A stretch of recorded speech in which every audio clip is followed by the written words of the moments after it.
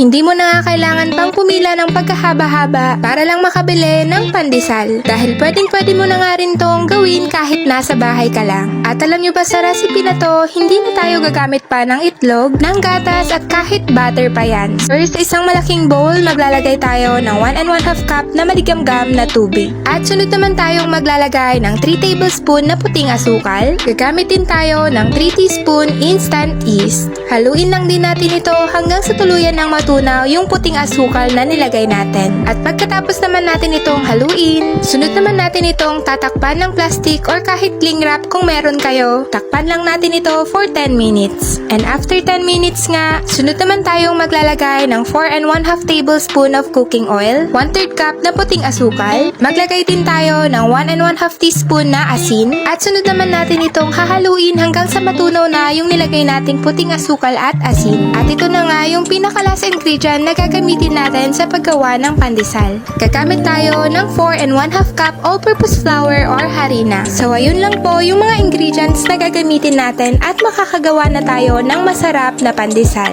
Haluin lang din natin ito hanggang sa ma-absorb na ng harina yung mga wet ingredients o hanggang sa mag-form na ito into a dough. At pagka okay na nga, sunod naman natin itong ilalagay sa isang malinis na area dahil sunod na rin natin itong imamasa. Take note lang mga mare na maglagay din kayo ng konting mantika sa inyong mga palad upang maiwasan po nating dumikit yung dough habang minamasa natin ito. Mag-set lang pala kayo ng timer at imamasa natin ito for 20 minutes. Itong pagmasa lang naman yung medyo nakakapagod sa paggawa ng pandesal or tinapay. Pero alam ko na caring-carry mo rin yan. So ayan, pagkatapos naman natin itong maimasa for 20 minutes, sa isang bowl ulit, sunod naman tayong maglalagay ng mantika at gamit ang brush, ipahid lang natin ito. Pagkatapos naman, sunod na rin natin ilagay dito yung ating dough. Make sure na kahit yung ibabaw ng dough ay malagyan ng mantika. Nakakatulong din kasi ang mantika para maging fluffy yung ating pandesal. I-rest lang din pala natin ito for 1 hour. At pagkatapos nga ng isang oras, tignan nyo naman at tumoble na yung size ng ating dough. Ilagay lang ulit natin ito sa isang malinis na area